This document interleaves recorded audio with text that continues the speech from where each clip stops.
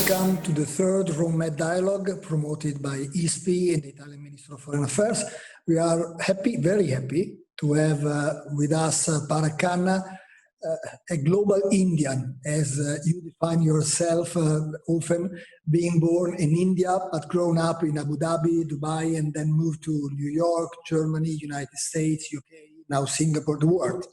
A global Indian who is one of the world's most known futurists, a leading strategy advisor, and good for you, a best-selling author on Asia and the future of world order. Parag, starting from Asia, we will then dig into deep into the MENA region, looking at it from east, with a slightly different perspective to the one we are used to very often in Europe. Let me start on the pandemic.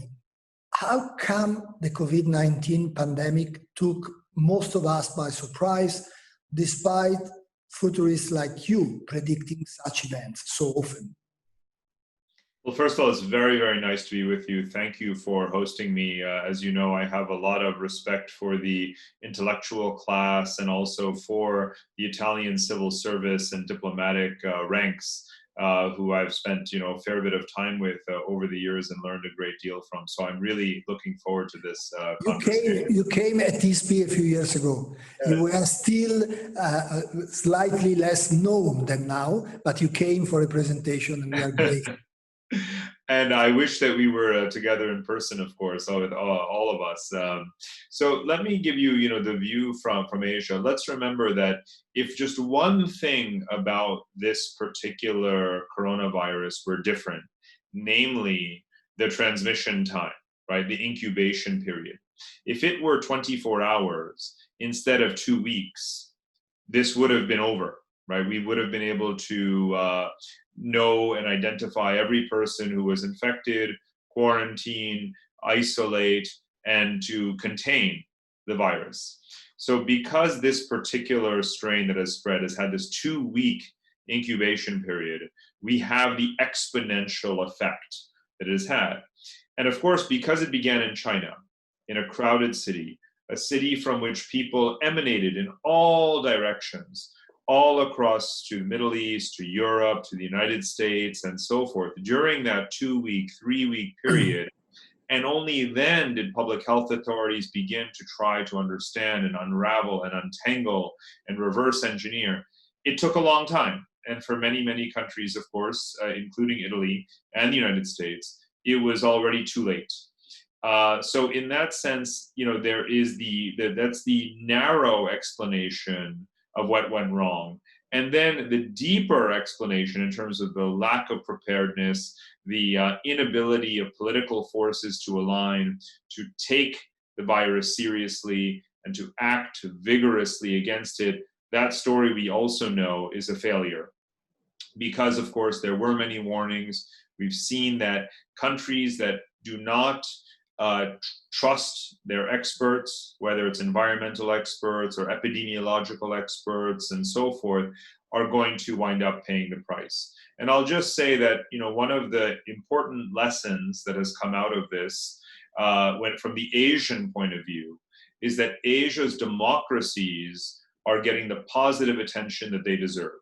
Japan, South Korea, Taiwan, also, of course, the Anglophone countries in the region like New Zealand, because they experienced the SARS epidemic in 2003. So they had no qualms about taking this seriously, right? They knew that this was going to be have a massive impact. But secondly, very professional governments that the people have a lot of trust in and faith in and respect for. And so now, instead of looking at Asia and seeing only China, people are starting to see that some of the world's top-ranked democracies are Asian countries, because they blend not only democratic transparency, but also a strong civil service. And I think that has got to be the most important global lesson from this pandemic, from a governance standpoint. And of course, the country where you're staying, Singapore, is at the forefront of what you're saying in terms of efficient and qualified government. It's also a small country, so it's much easier to put in place what we are struggling all over the world to put in place. Parag, you wrote 3 books on the future of world order, and the most recent one is The Future is Asia. After the pandemic, will the future still be Asian? You answered in a sense with your previous reply, but can you elaborate on this? There's no question that when you look at the 3 main regional centers of gravity in the world, North America, Europe, and Asia, Asia, of course, is recovering the fastest from the pandemic, even though it emerged from Asia. You have the growth rates, the demographic advantage, the strong governments, the willingness now to use technology, whether it is the contact tracing apps that were used to identify infected individuals, or now the immunity passports and procedures between countries to allow for the opening between economies to proceed faster. Asia is leading in all of these areas. The only economies that will grow at all in the year 2020 are, of course, Asian economies. And Asia is much more self-sufficient than people realize in terms of energy, manpower, industry, technology, capital, and so forth. Of course, we know most of the world's medical equipment, generic pharmaceuticals, all of these things are made in Asia. So long as Asia stays stable and it reopens incrementally, that means that Asia will continue to recover collectively as well. Now, it's not an easy path from here to there, let's be clear. India is going into a depression. They have certainly not fixed, the virus situation domestically. A number of economies have certainly been hit hard, but they know the path out. They know how difficult it will be. They are willing to absorb the pain. They have suffered in the past, and they're willing to do what needs to be done. And I think that is psychologically very important, first of all. Also, again, when I say the future is Asian, let's remember that the present is Asian, right? Most of the human population is Asian. This is not a partisan issue. I'm an American, as you know. I've grown up in different parts of the world, but I am not saying the things that I say about Asia because I live in Asia, because I was born in Asia. I am a scholar. I'm an analyst. My job is to look at the numbers and the trends, right? I'm not making rhetorical commentary. We're talking about more than 50% of the human population lives in Asia. You can see the map behind me, right? And 50% of global GDP is here in Asia. So the world today, right now, is an Asian world. But it is not a unipolar world. It's not a Chinese hegemony. It is not East replacing West. I have argued for 15 years in every book I've ever written that we are entering or have entered a world that is multipolar, multi-regional, multi-civilizational. I've gone back just the other day for something I was writing to see that I wrote that in my first book. I was 28 years old. I'm still saying the same thing 15 years later. The world is multipolar, multi-regional, multi-civilizational. We have never, ever lived in such a distributed global system. So just because Asia is becoming more powerful, it does not mean that the West is declining. As you know, I'm such a strong believer in the European Union and Europe as an anchor of the global system. I do not believe that America is going to disappear. North America is by far the most stable continent in the world. So we have to get used to this global system and to think about what are the complementarities, what are the lessons that can be learned, what are the areas of cooperation between these 3 major centers of power, as well as, of course, other regions and continents like Africa and South America. It doesn't look we are going in that direction necessarily. I mean, looking at each other and finding way to cooperate. But let's stay in Asia still for a while. You said that not only the future is Asian, but the present is Asian. and there are a lot of truth in your sentence. But what will the future of Asia be? Will it look like Europe 2 centuries ago, when the present at that time of the world was European? I mean, will the future of Asia, this huge continent, be marked by rivalries, war, nationalism, China versus India, China versus Japan, Taiwan, North Korea, and so on? What scenario should we expect in this huge region full of superpower? Because that's the point you stress in many of your interventions. It's not China, not only China. Correct. Well, the majority of the geopolitical flashpoints and tensions and rivalries in the world today are in Asia, between Asian powers. So I do not argue that Asia will be peaceful in perpetuity. I argue that Asia is becoming an ever more interdependent system. And systems are very often violent. The European system was violent for 2,000 years until after 1945. So Asia is very likely to be a violent system. Just look at the tension between China and India right now. Yeah. But that friction is evidence of the growing interdependence because of trade, because of investment, because of infrastructural linkages, because of competition, and so on and so forth. So conflict is inherent in the system. But after you have conflict, you also have settlement, right? And that's what Europe learned over hundreds of years, is that each conflict is fought and then it becomes resolved. There can be new conflicts, but eventually you move in a certain direction. And the outstanding border disputes and tensions, whether it's the South China Sea or whether it is between India and China and so forth, many of these are pre-independence era, colonial era disputes that were not resolved because Asian countries were weak. They were focused on internal development and stability and nation building. And now, one by one, these conflicts must be solved. And sometimes they will be solved peacefully, through a treaty or agreement or a definition or agreement of a boundary. Others will be solved violently.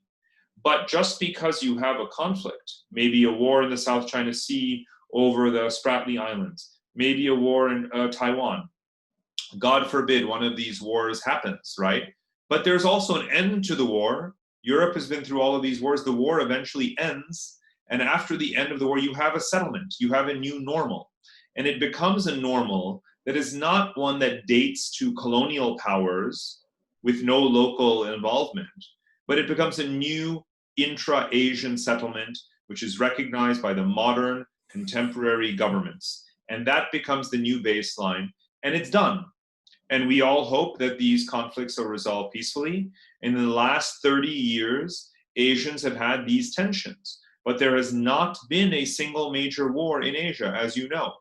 Now, that doesn't mean there will not be one, but when there is one, it does not invalidate any argument about Asia being a system. And the one critical difference is that I resist very strongly the analogies from Asia today to Europe of the past. If you want to understand Asia today or Asia tomorrow, you should look at Asia's past. We don't need Western analogies to explain 4,000 years of Asian history. In 4,000 years of Asian history, you have had the powerful civilizations that you just mentioned earlier, and they have almost always been in a multipolar pattern. No one Asian power has dominated the others, except for the Mongol Empire 700 years ago, right? So that was something of an anomaly, you might say. And it did not last very long. And of course, it was the Black Death that splintered the Mongol Empire. So let's remember... But very seldom at the same time in the 2000 year before, there were so many being powerful at the same time. So that's the key issue. In that sense, I fully take your point. We should not look at Asia with the European eyes, but we have European eyes. We are here.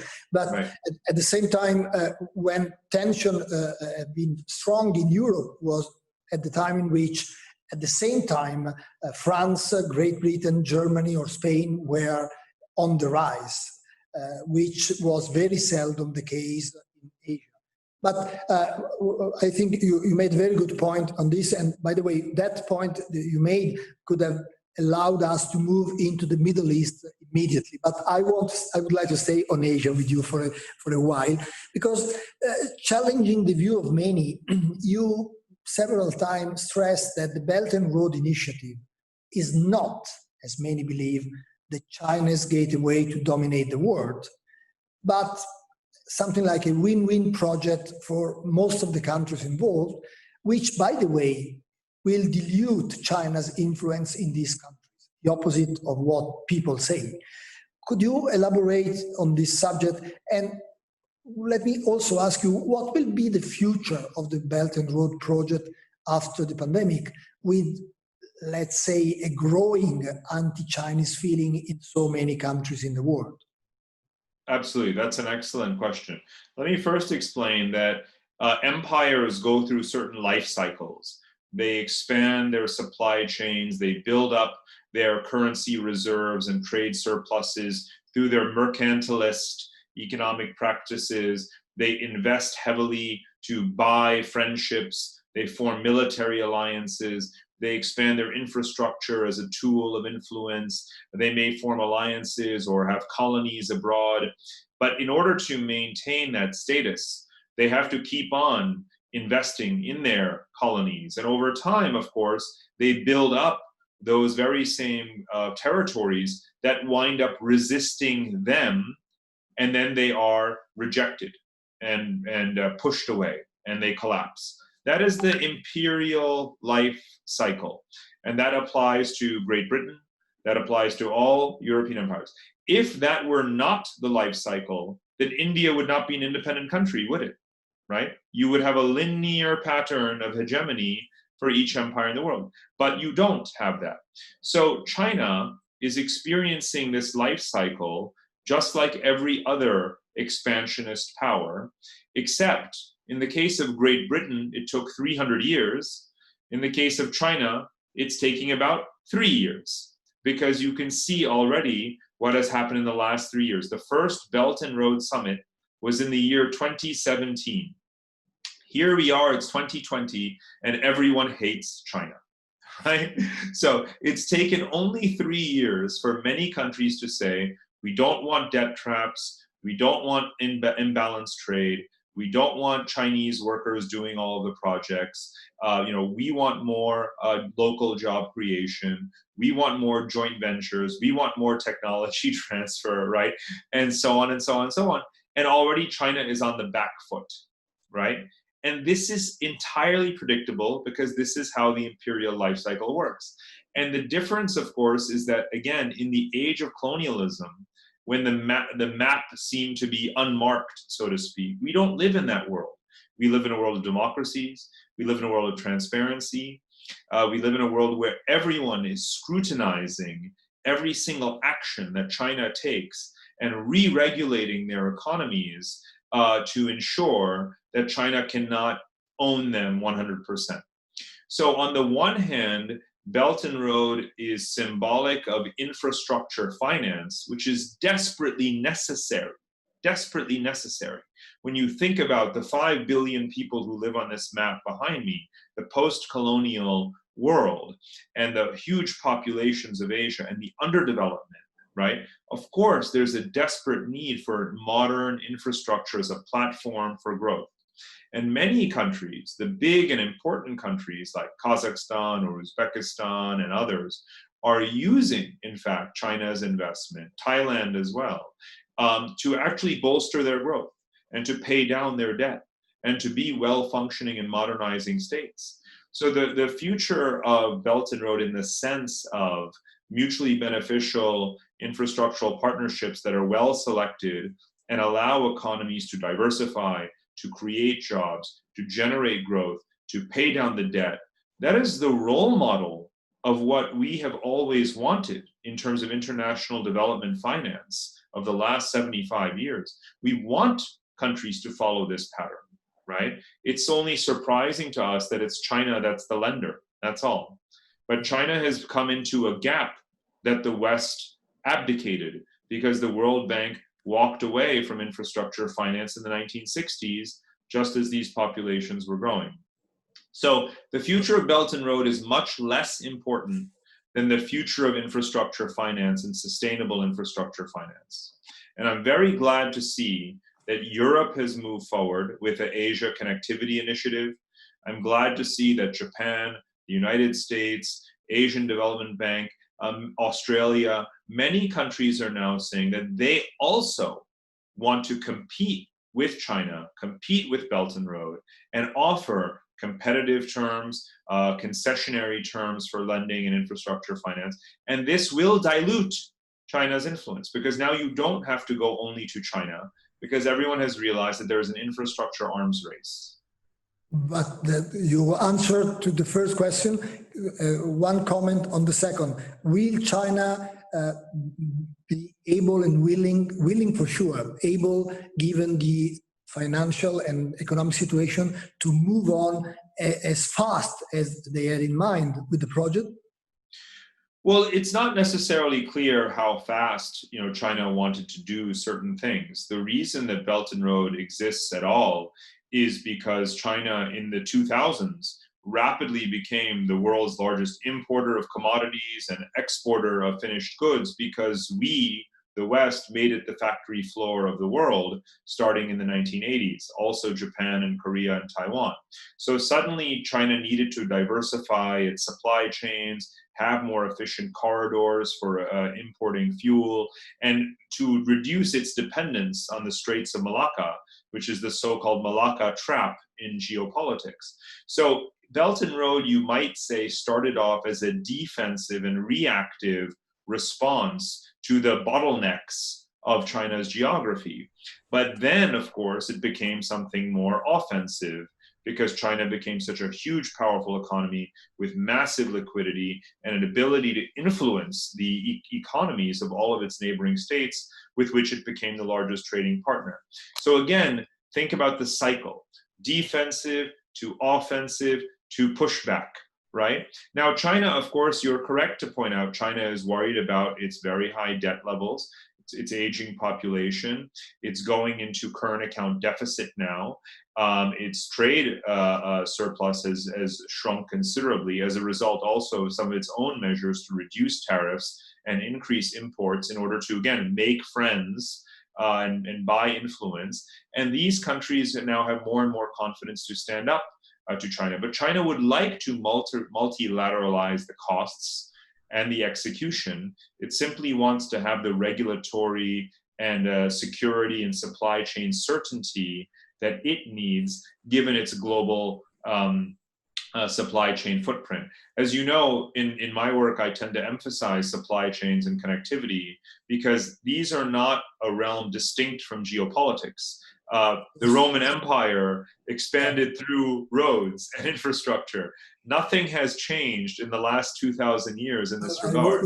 I always make reference to the Roman Empire when I talk about the Belt and Road. But since you mentioned supply chain, let me ask you something on globalization after coronavirus. Because you recently said that the world economy will be increasingly regionalized, which is largely so already. What will more regionalization mean? And is it economically feasible after decades of globalization-prone development? It's an excellent question. First of all, you're exactly right that the regionalism was already happening, and the coronavirus is going to accelerate that existing trend of regionalization. I point out that the U.S.-China trade war instigated a process whereby the U.S. is trading more bilaterally with Canada, $300 billion, with Mexico, $300 billion, and with China, only $270 billion. So North American regionalism. The same is true for Europe. Well, Europe is way ahead, right? Europe is 70% intra-European trade, and Asia is 60% regional trade. Now, that was before coronavirus. Now, if you think about it, even if you want to operate global supply chains right now, you can't. Other than digital, you can't even travel regularly transcontinentally, and we don't know when that will happen.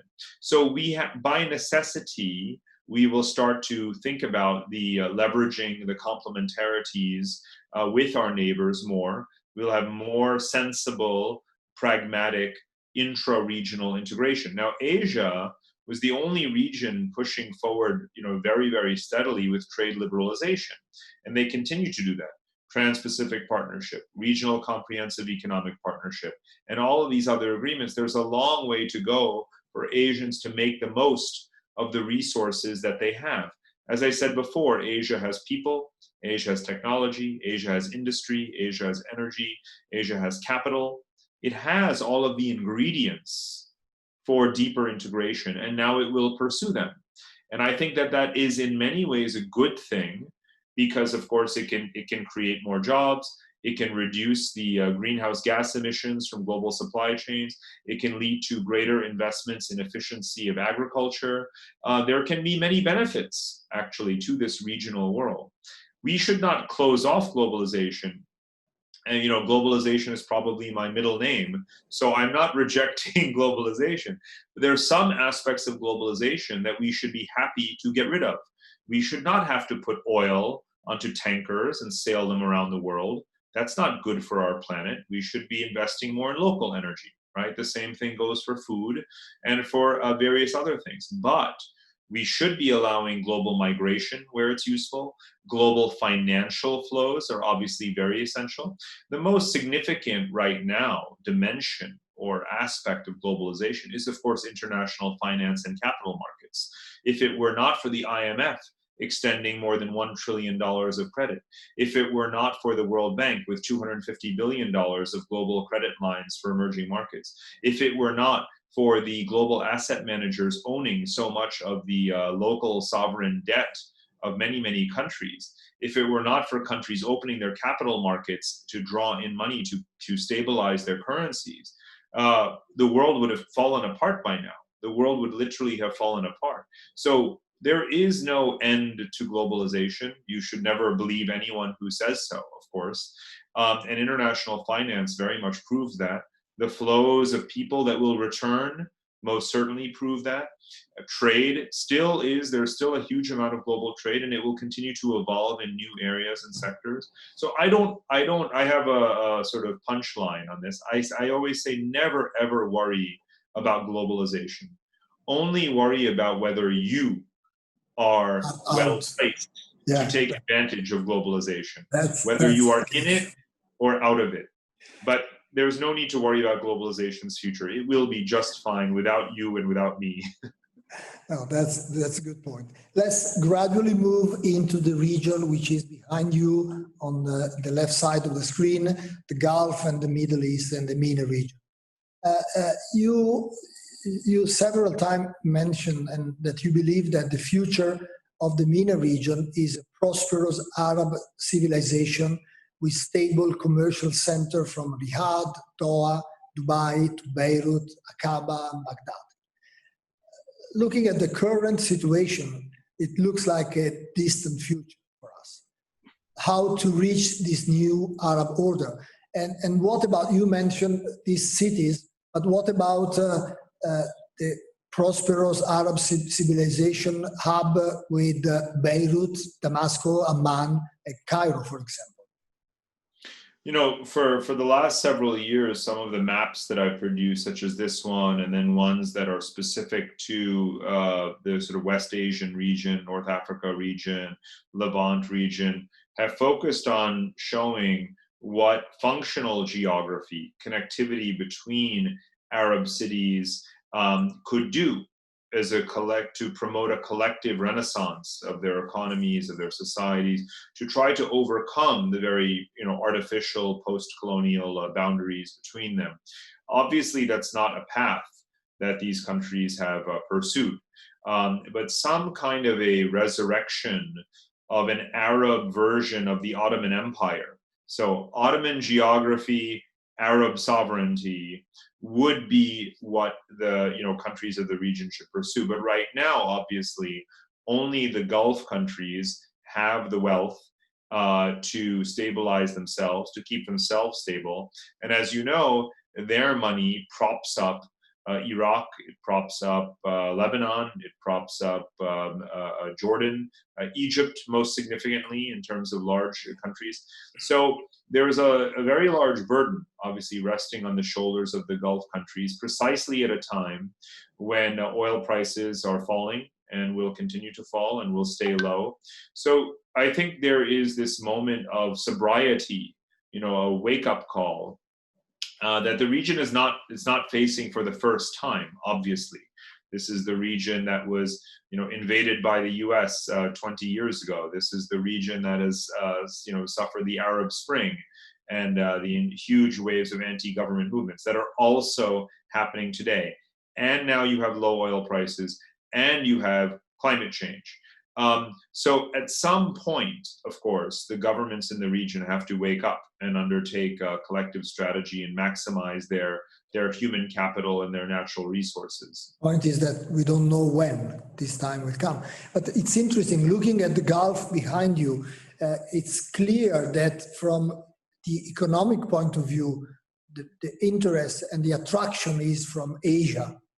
But politically and in terms of security, their strong interest, it looks the other side, to the MENA region and to the other countries. But let's move to another question.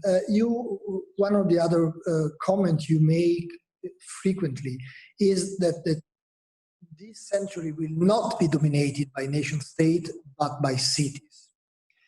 And you mentioned in particular dynamic and entrepreneurial cities such as Dubai, in the United Arab Emirates. What is, in your opinion, the advantage of a city-state, like Singapore, by the way, which is, will it be the same after the pandemic, which in some way has reinforced the power of the state? Well, the deeper point is, in fact, that there's no great nation, no great empire, no superpower that does not have great cities. You can have thriving cities in failed states, but there's no successful state without successful cities. So my point is not to view city and state as opposing forces, but rather to point out that that cities are the foundation of strength, either for themselves or for the nations to which they belong. And this is why when I write about China, I point out that yes, it is a vertically integrated authoritarian state, but administratively, it has become a set of 24 mega city clusters. And the strength of China is been elevated on the back of these 24 mega city clusters. And China has consciously invested not in making Beijing the center and everyone else remain peasants and serfs, but rather to build up 24 enormous economic clusters with their own economic and commercial strategies, with huge connectivity, dense connectivity between them to enable mobility and gains from scale.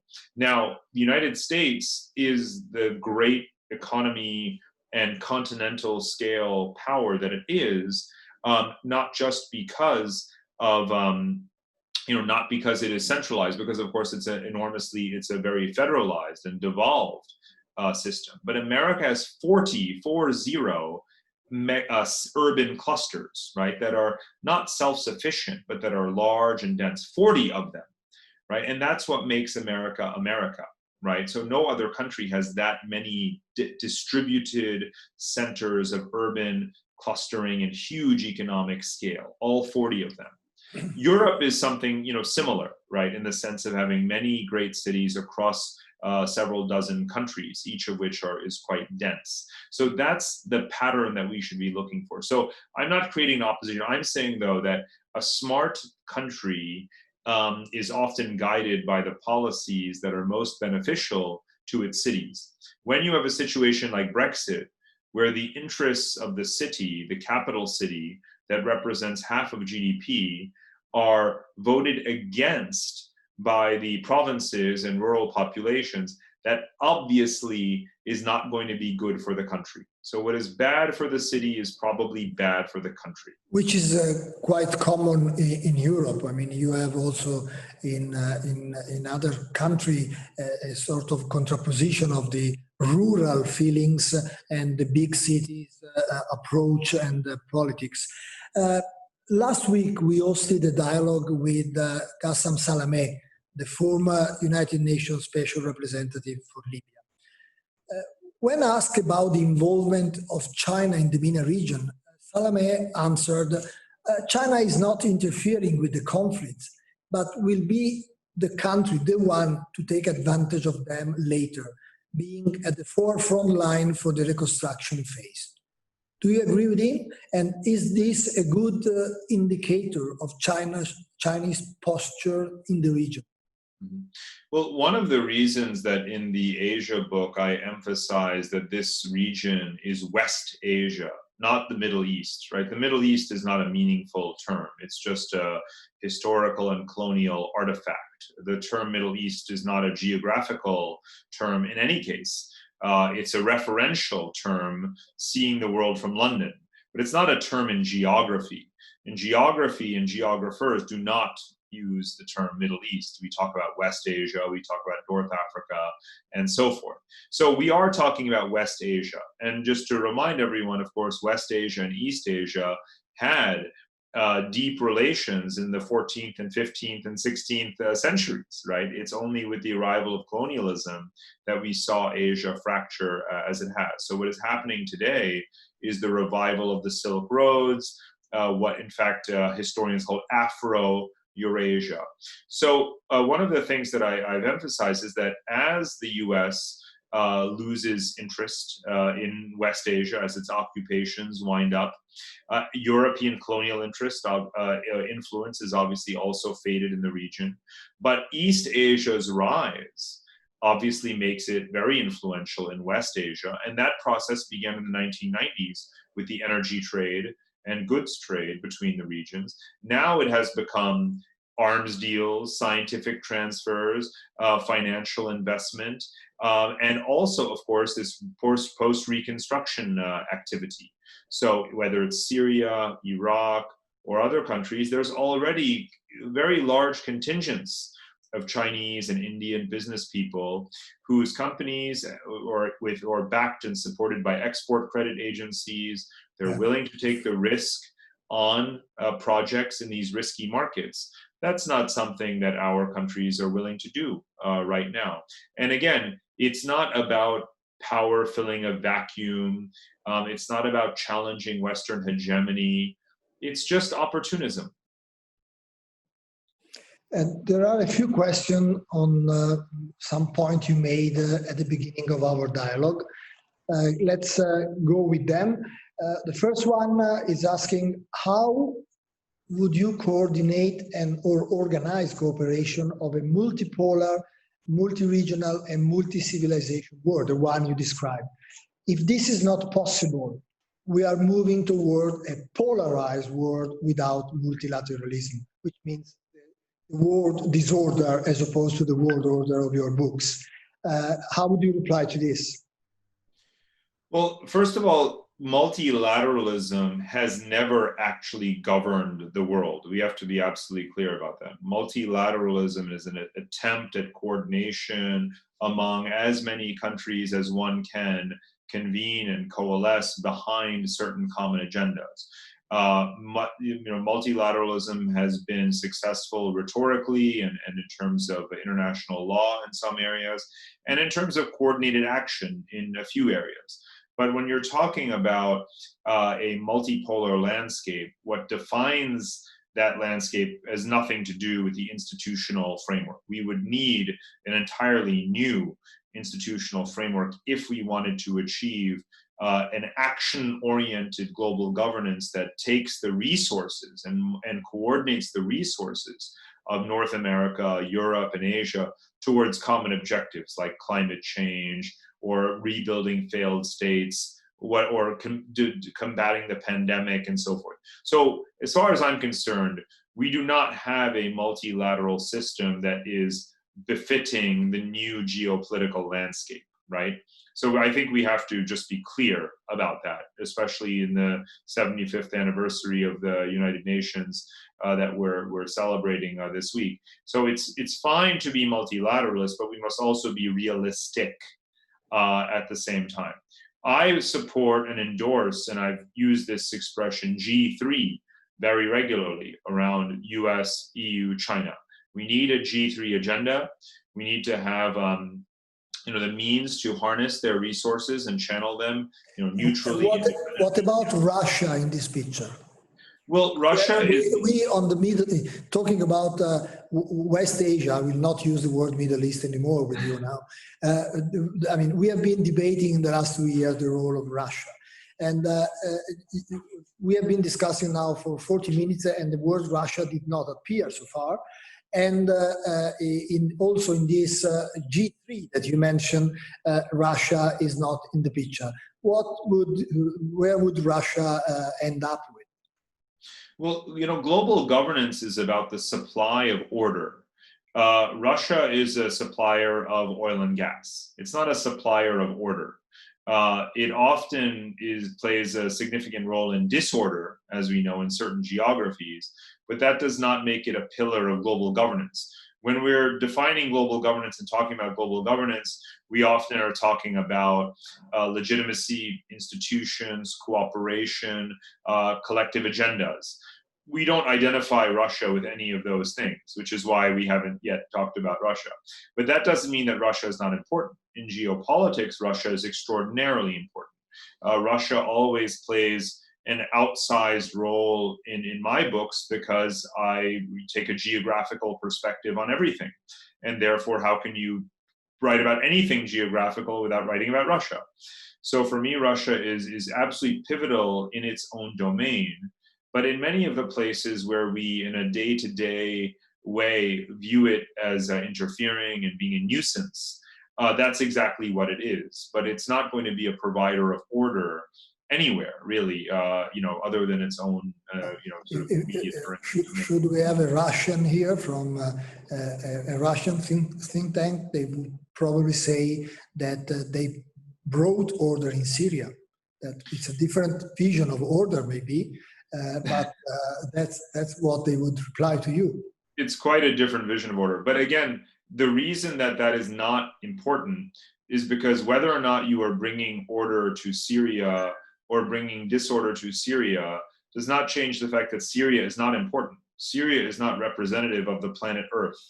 If we're talking about global governance, again, we're talking about the provision of public goods for the global system, right? Whether or not you are on the correct side or the wrong side of a proxy war in Syria is not representative of your role in global governance. Now, of course, and I am not saying that the West is holding up its end of the bargain. I'm not saying it's providing the right, I'm not saying it has a good strategy towards failed states. I served, as you know, in Iraq and Afghanistan as an advisor to the US Special Operations Forces. I am not proud of America's achievements in those countries, to say the least. So even if a Russian were here, it wouldn't make a difference. I'm not making a personal sort of biased judgment, right? I'm making an analysis with respect to a country's activities and whether those contribute to long-term order.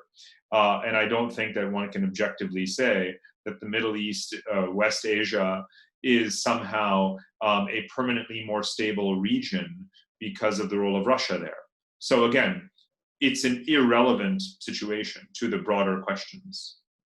I mean, in Europe, given the migration and terrorism, many people may have a different view on the fact that Syria is not that important in global order. We have also very often described the failure in Syria as something which has contributed to disorder and also in Europe. But I take your point. Someone is asking you, you said the present is Asian. Personally, this is the question, I think we are still firmly in a period of American domination. And even China has understood this, and the new Silk Road are expressively aimed at Europe. What do you think about this perspective? Well, of course, the new Silk Roads are fundamentally about the ties between Europe and Asia, and also Africa, let's not forget, and West Asian countries, because there's the maritime Silk Road and there's the terrestrial Silk Road. Both are very, very important. But as I said, the phrase that I used earlier was Afro-Eurasia. Afro-Eurasia is the term that historians use when they describe the 15th and 16th century trade networks that link together Europe, Africa, and Asia. So there's no doubt that the purpose of it is to link Europe and Asia. These are the two largest economic regions in the world. They represent the largest volume of trade between any two regions in the world.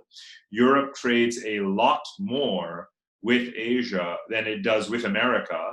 And I think that that's something that, those of us like you and me who grew up in a transatlantic era sometimes forget that Asia is a lot more important for your future than the United States is from an economic standpoint.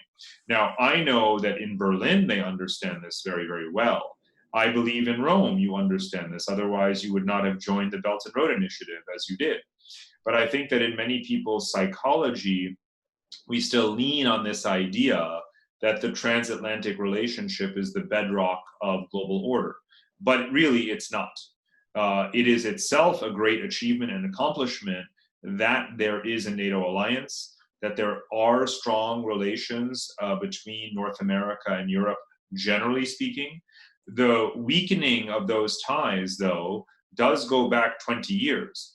Iraq War and the opposition, the tensions over handling of the Middle East situation, obviously the trade disputes and divergence now in trade policy, the fact that during that time Europe has begun to reorient economically towards Asia, and of course now the election of Trump and so on and so forth, and the rifts, those are very palpable. And so the mere fact that Europe has been becoming more independent, speaking with its own voice, developing its own agenda and policies, is also part of the reason that we don't really live in an American-dominated world.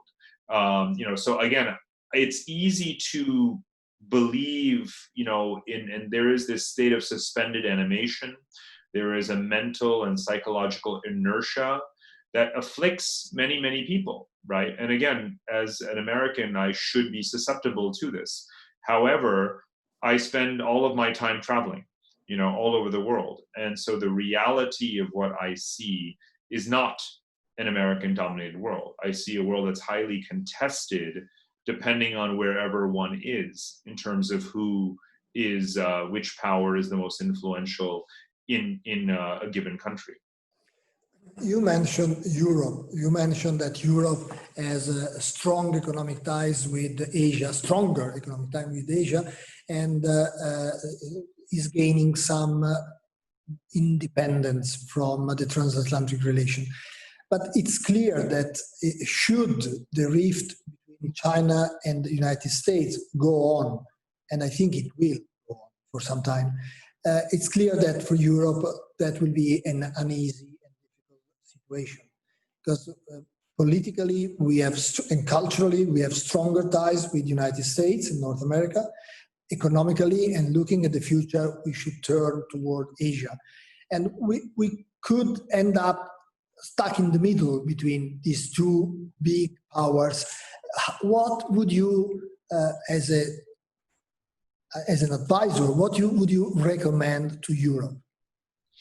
Well, remember that again, just to go back to geography, the way to understand the US-China tension is not actually as an Atlantic issue where Europe is stuck in the middle. This is a Pacific issue. You are completely on the margins geographically of the US-China dispute. It's a dispute over Pacific Asia, and America as a Pacific power, which is really how America became a superpower. Yeah, but Parag, Spanish-American War. Take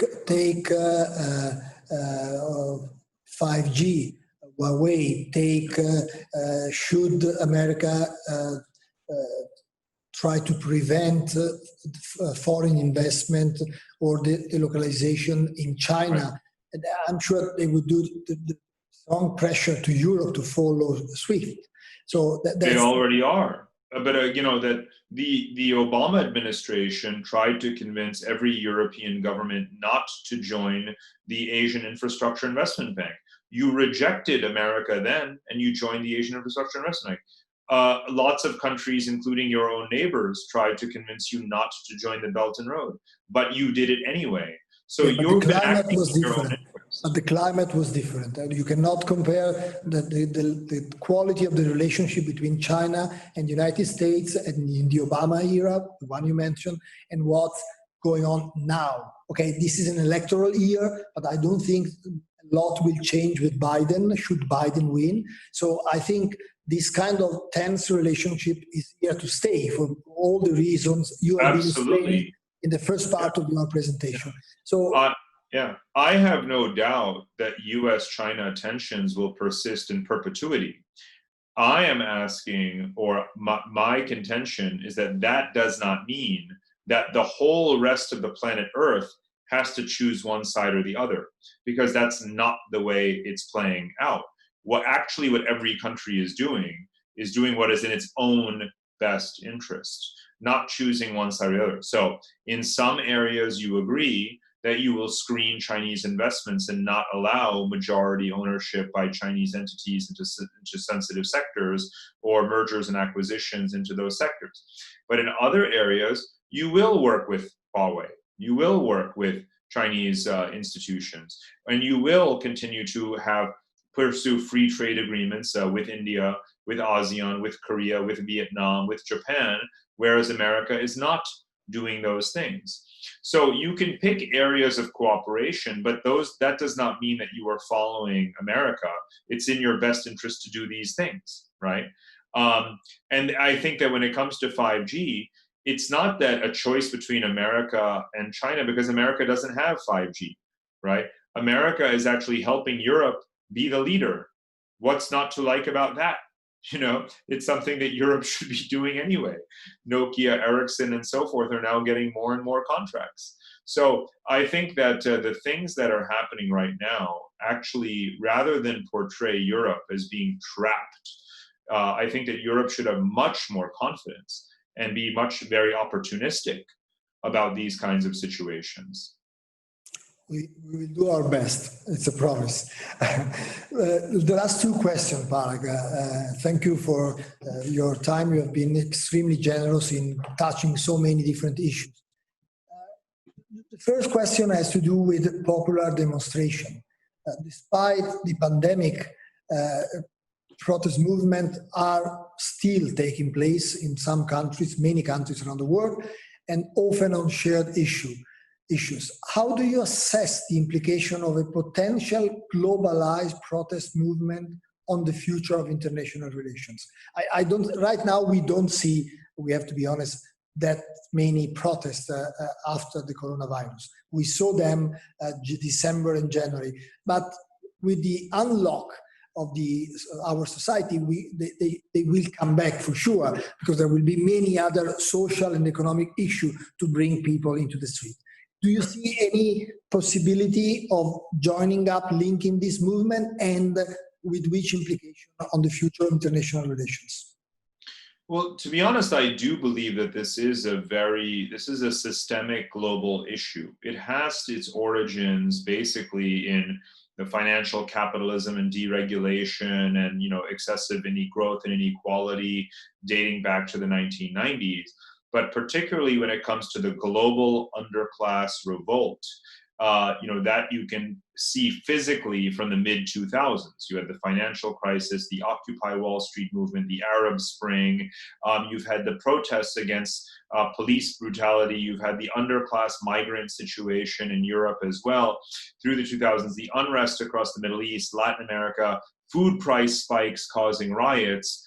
This has all been a persistent feature of our global landscape, particularly driven by youth, as a global youth, millennial and Generation Z cohorts develop and gain their own voice for now I would say 12 years. We are 12 years into a global underclass revolt. And if you did not have this pandemic, it would already be in flames even more. Look at Chile, look at Paris, look at Beirut, look at Baghdad. So you're absolutely right that as soon as we have a vaccine, we'll have more violence out on the streets. The only solution to it is, of course, more accountable, more responsive governance. We are not destined to be failed states, corrupt states, inefficient governments, non-utilitarian, elite-driven, kleptocratic. These are not inevitable features of human life, right? Otherwise, we wouldn't have New Zealand and Denmark and Canada and Germany and Japan, right? So these countries where they are not learning from failure, not learning from their mistakes and experiences, not learning lessons from their neighbors that are doing things better, those governments will fall.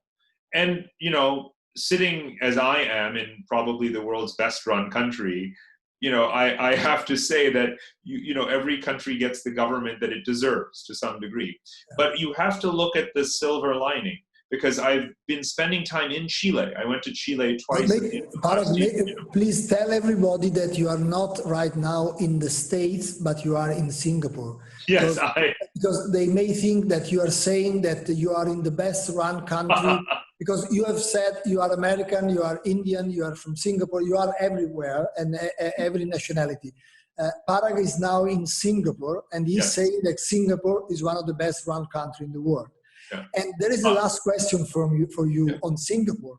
So this is the end of our conversation. Someone is asking, Singapore is a neutral country. What is the role of neutrality in the future world? 1 minute. Sure. Well, the word neutrality connotes having, hands-off relations. That's not true. I don't believe that any country is actually neutral anymore. I believe what most countries are doing, including Singapore, is practicing what I call multi-alignment. It's not just a deferential relationship with the United States. Singapore's relationship with the United States is extremely active, intense, and strategic, including militarily. It also has very intense relations with China. It has deepening ties with India. It has a free trade agreement with Europe. It has enormously deep ties with Japan and Australia. That's multi-alignment. And smart countries... That's free riding. That's free riding. No, free riding is a bit different, because actually Singapore, given its economic gravity, is a provider of public goods, of resources, of investment, and a conduit that for capital that would otherwise have a hard time knowing how to be allocated in the region. Singapore is the #1 channel of foreign investment into all of Southeast Asia, even though it's so tiny you can't even see it. So Singapore is a public goods provider despite its tiny size. However, just to close the point, all countries today, if you're smart, are practicing this multi-alignment. Don't choose sides. Never, ever choose sides. Let us conclude on this point.